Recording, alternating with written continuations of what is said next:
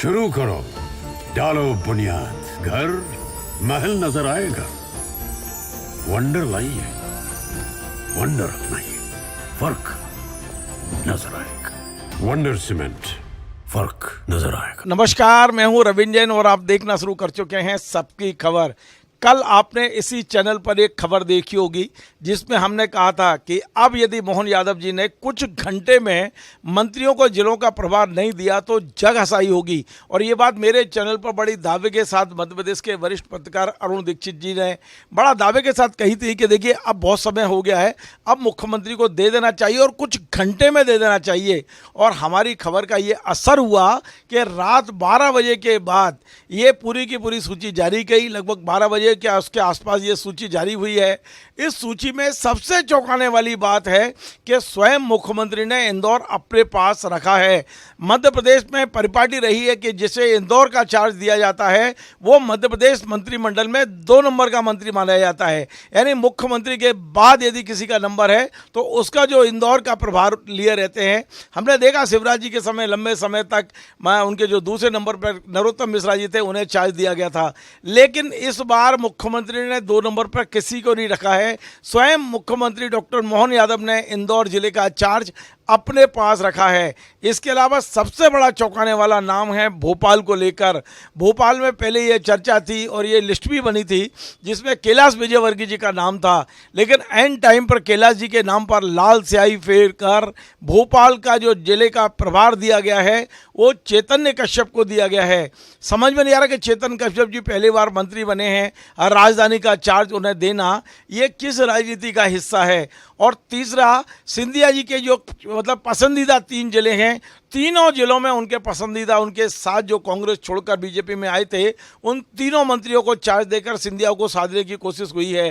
पूरी सूची का क्या संदेश है, क्या वास्तव में इसके निहितार्थ निकलेंगे, इस सूची का क्या असर होगा, मध्य प्रदेश की राजनीति में और मंत्रिमंडल में क्या असर होगा, इन मुद्दों को आज हम समझते हैं वरिष्ठ पत्रकार अरुण दीक्षित जी के द्वारा। हम अरुण जी के पास आए। अरुण जी, आपका बहुत बहुत स्वागत है। रात में सरकार काम करती है आजकल, दिन में क्या सोते हैं क्या? रात जब अधिकारियों का ट्रांसफर होना हो तो रात को 11 बजे के बाद नींद खुलती है, मंत्रियों को जिलों के प्रभार देने तो 12 बजे जाके नींद खुलती है। तो पहले तो मैं ये समझने की कोशिश कर रहा हूँ कि सरकार 24 घंटे काम कर रही है या रात में ही काम करती है? देखिए, ऐसा है, मानते तो ये हैं कि सरकार 24 घंटे की है, सरकार छुट्टी नहीं ले सकती, क्योंकि और ये परंपरा नरेंद्र मोदी जी ने कायम की है कि वो जब चुनाव होने के बाद कन्याकुमारी गए थे, 24 घंटे बैठे थे, तभी वो छुट्टी पे नहीं थे, भगवान की पूजा भी सरकारी ड्यूटी में कर रहे थे। तो हम ये मान लेते हैं कि ये महाकाल के पुत्र हैं तो इनको 24 घंटे काम करना चाहिए। लेकिन दिक्कत हमारे जैसे पत्रकारों के साथ हो जो जल्दी सो जाते हैं। नहीं, वो सवाल वही है कि क्या अच्छे काम जो है हमेशा दिन की रोशनी में किए जाते हैं, ऐसी हमारे यहाँ परंपरा और मान्यता है। रात के अंधेरे में तो या तो चोर काम करते हैं या फौजें लड़ने के लिए आगे बढ़ती हैं।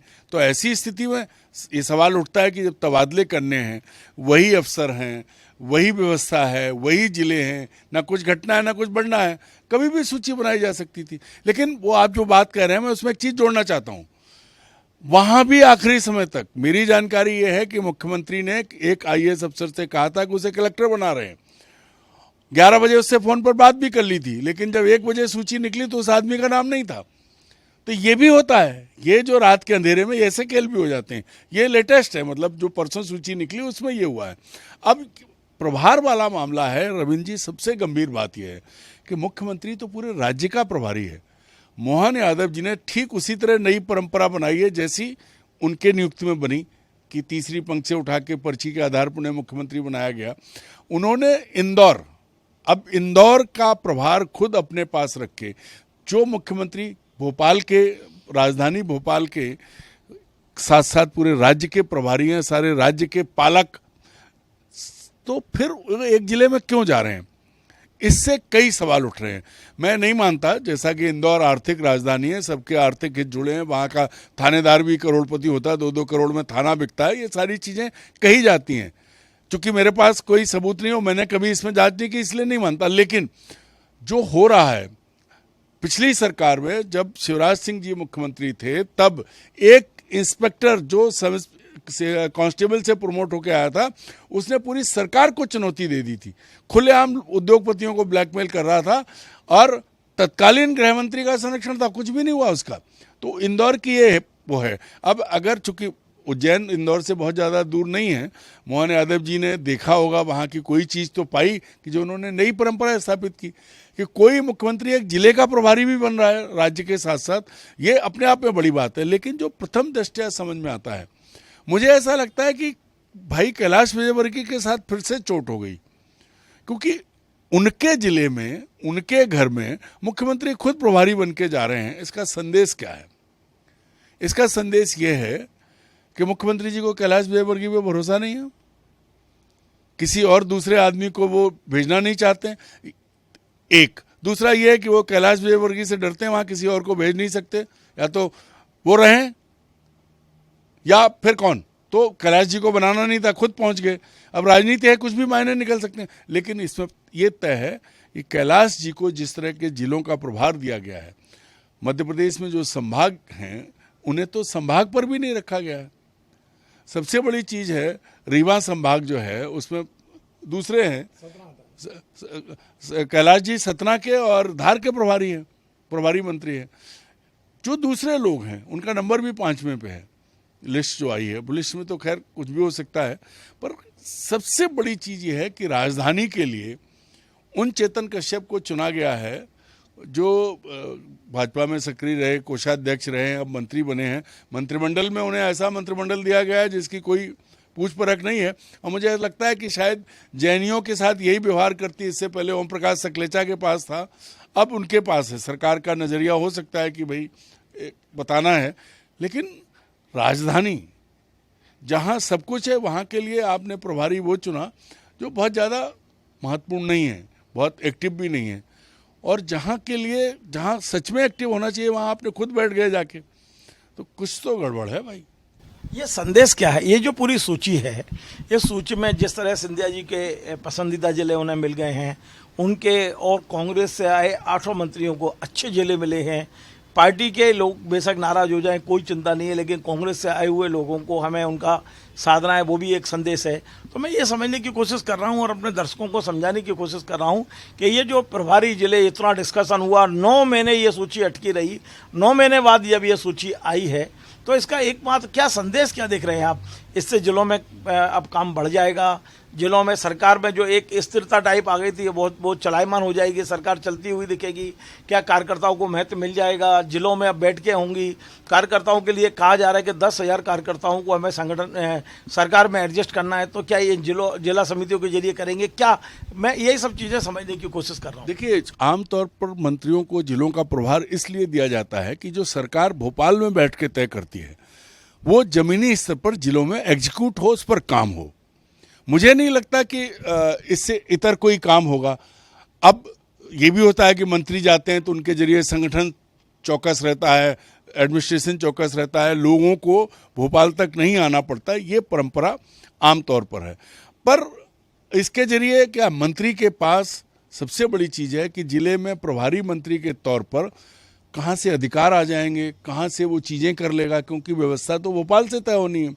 जिला स्तर पर तो तभी काम होगा जब उनके पास कोई विशेष अधिकार हो, ऐसा कुछ होता नहीं है।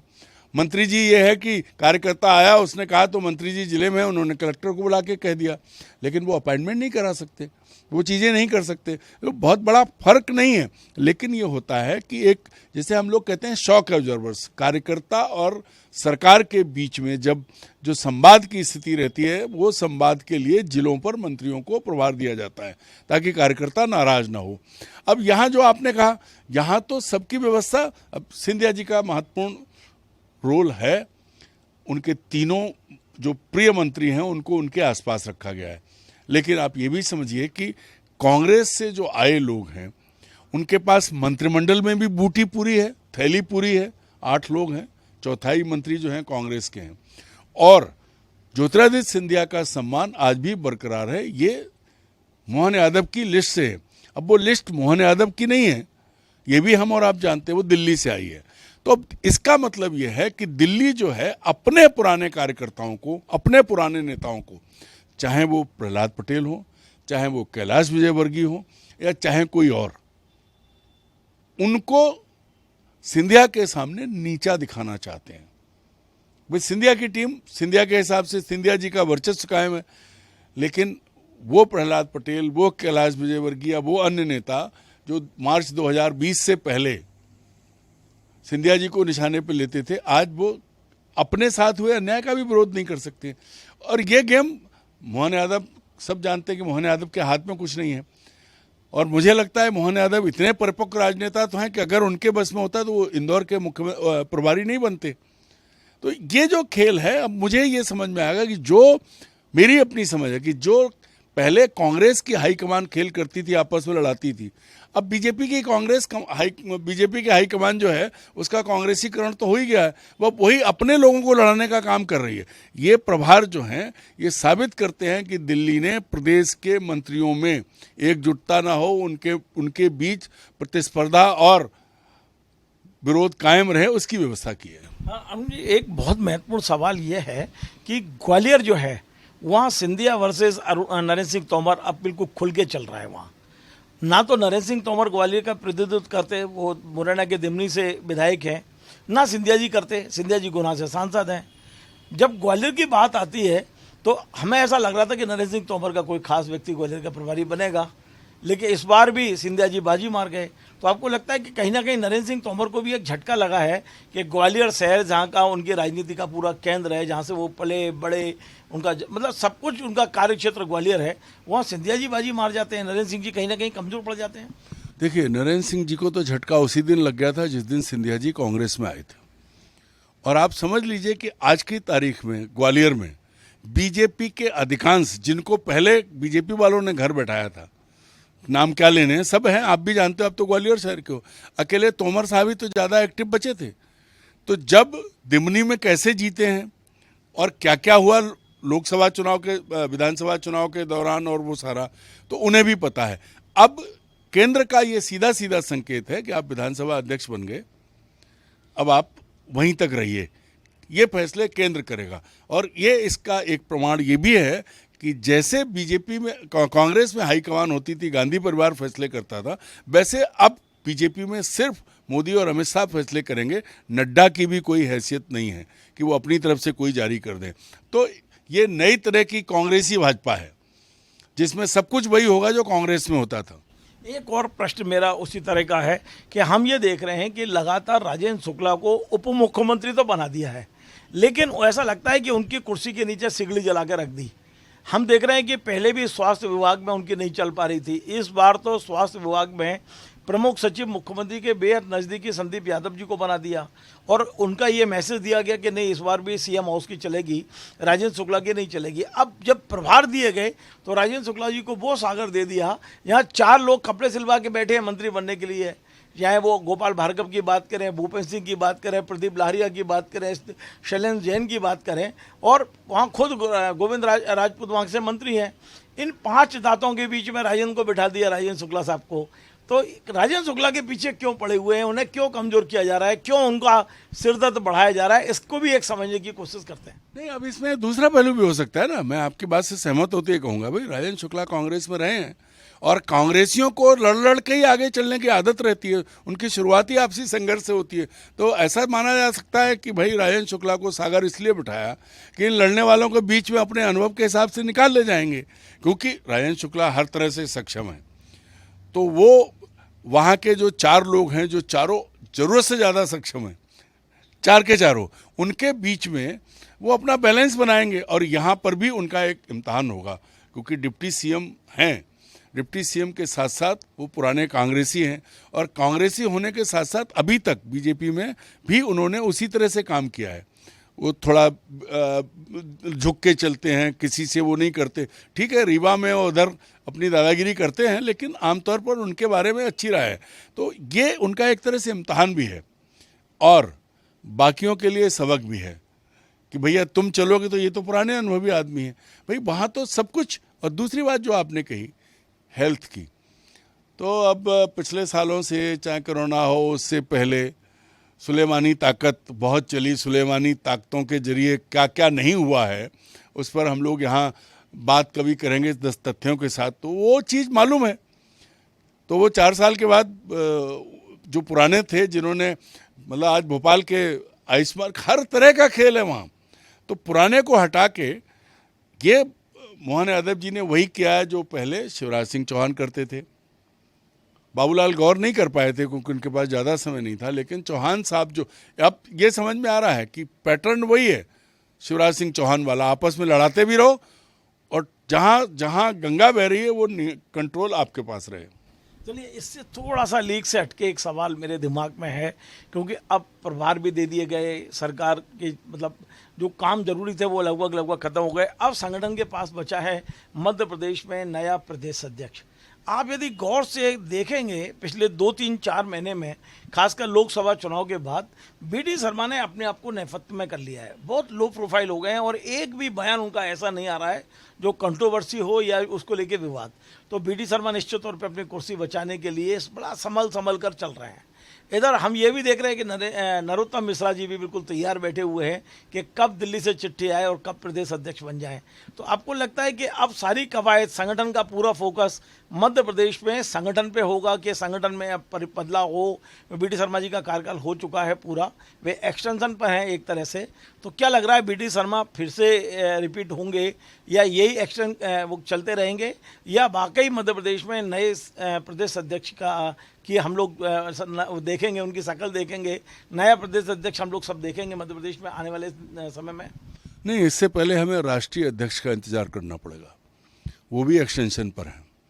नड्डा जी का विकल्प जब चुन जाएगा उसके बाद मध्य प्रदेश या अन्य राज्यों में नंबर आएगा, चाहे वो बीडी शर्मा जी हों चाहे नरोत्तम मिश्रा जी हों। बीडी शर्मा तो उन्हें पता है, तो वो अपनी भूमिका इसीलिए उन्होंने नेपथ्य में ले ली, और शायद मिश्रा जी को भी पता है कि उनके दोस्त कितने हैं बीजेपी में, तो इसलिए वो भी चुप हैं।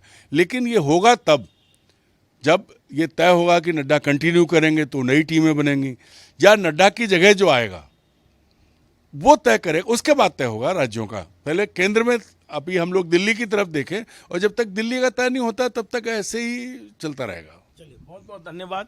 तो आप थे अरुण दीक्षित जी, वरिष्ठ पत्रकार। आज हमने उनसे 2 विषयों पर बात की। पहला, मध्य प्रदेश में जो मंत्रियों को जिलों के प्रभार दिए गए हैं उस पर उनका साफ कहना है कि सिंधिया को साधा गया है, लेकिन नरेंद्र सिंह तोमर और कैलाश विजयवर्गीय जैसे 2 दिग्गजों को झटका दिया गया है।